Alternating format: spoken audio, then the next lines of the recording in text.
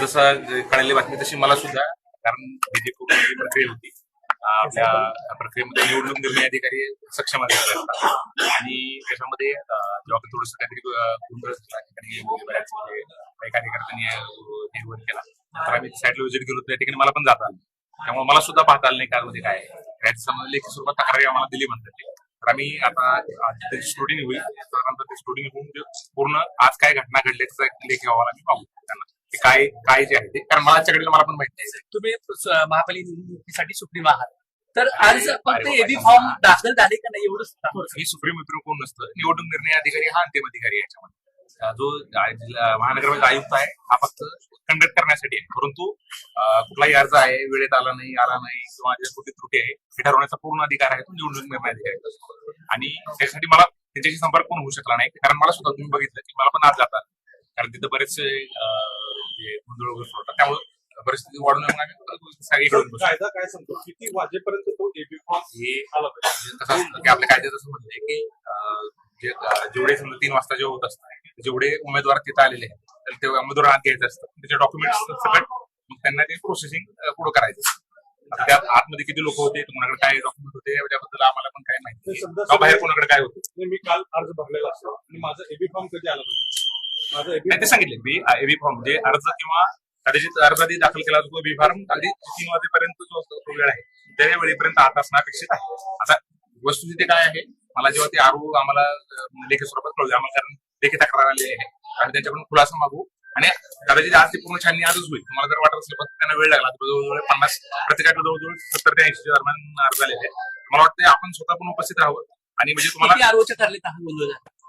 आता नाही आता सध्या आमच्या माहितीतला तो जे एक आरोप त्याच्या संबंध झाला आहे, परंतु बाकी माझं तेच म्हणणे तुम्हाला मीडियाला किंवा सर्व राष्ट्रीय पक्षांना तुम्हाला जर वाटतं तुम्ही थांबू शकता आज, कारण आजची जी पूर्ण स्टोरी आजच करतात ते नंतर दिवसाची शेवटी ते जेवढे अर्ज आलेले असतात ते सुद्धा डिस्प्ले करतील. उमेदवार जर रांगेत उभा असेल 3 वाजल्याच्या आतमध्ये तर त्याला आत घेणं बंधनकारक आहे का? कारण अनेकांचं असं म्हणणं आहे की आम्ही 3 वाजेपर्यंत रांगेत होतो, मात्र आरोननी दरवाजा लावून घेतला आणि बाहेर रांगेत जे लोक होते त्यांना आतमध्ये घेण्यात आले. तेच म्हणतो जे काही तक्रार येईल का नाही शेवटी आपल्याकडे त्याचं आतमध्ये आणि बाहेर दोन्हीकडे आपण शूटिंग ठेवलेलं आहे. जरी काय आलं असेल तर आम्ही वेटिंग तपासून आणि ते आम्हाला लेखी खुलासा देतील. समजा त्या तपासाला योग्य नसेल तर आम्ही पण सुद्धा व्हेरीफाय त्याच्यामध्ये काय कधी आला काय नाही आला. फक्त तेच म्हणतो अजून आरोनची छाननी प्रक्रियाच म्हणजे ती जी काही रिसिव्हिंग प्रक्रिया आहे रिसिव्ह झाल्यानंतर ते पोच देतात किंवा तीच प्रक्रिया अजून संपलेली नाही, म्हणजे बाकी सर्वच आरोनची आहे. तर जशी संपल तशी त्यांना मी आज जी दिले पत्र पण देऊ आणि जेव्हा जसं होईल तेव्हा म्हणजे अहवाल पण देऊ. आता मला आठवत नाही ते जे व्यक्ती आले होते माझ्या ऑफिसमध्ये त्यांना पोच देण्यासाठी सांगितले मी आज आम्ही जस्ट फॉरवर्ड करू आरोन.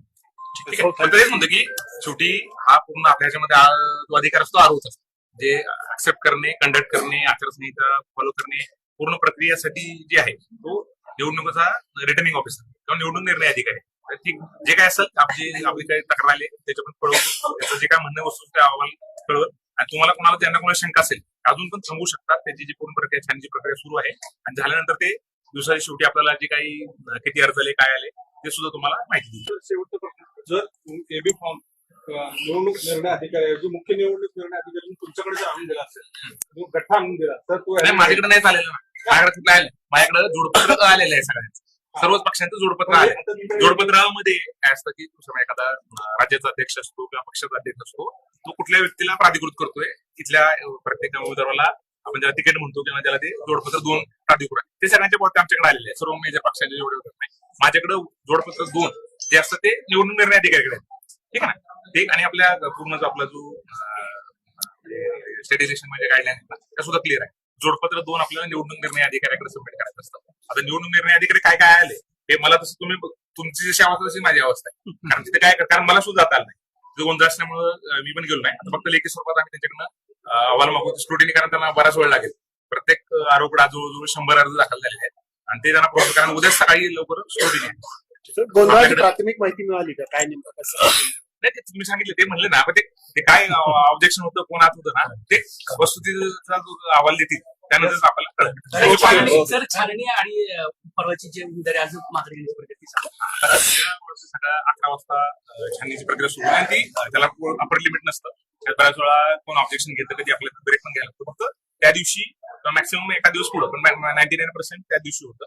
त्याच्यामध्ये मग फक्त ते सखोल अशी चौकशी नसते, संक्षिप्त चौकशी असते आणि ते त्या ठिकाणी त्यांना कोणाला लिगल असं ते डॉक्युमेंट जोडल्या म्हणून objection करू शकतात. तर त्या ठिकाणी ते तपासतील आणि सकाळी निर्णय देतील. त्याचबरोबर आपल्याकडं ऑब्झर्व्हर म्हणून श्रीमती नैना गुंडे मॅडम यांची सुद्धा नेमणूक झालेली आहे. तर ते आपले जे आता 7 आहेत त्यापैकी काही याला उपस्थित पण राहणार आहे. आज उद्या सकाळी लवकर त्या ठिकाणी उपस्थित होतील. काही तुम्हाला कोणाला ऑब्जेक्शन असेल राजकीय पक्षांना ते त्यांच्याकडे सुद्धा जे काही त्यांचं समजा तक्रार असेल तर त्यांच्याकडे सुद्धा मांडू शकेल. आपल्या शहरातील ताज्या घडामोडी पाहण्यासाठी रणनीती टाइम्सला सबस्क्राईब करा आणि बेल बटन प्रेस करा. लाईक आणि शेअर करा.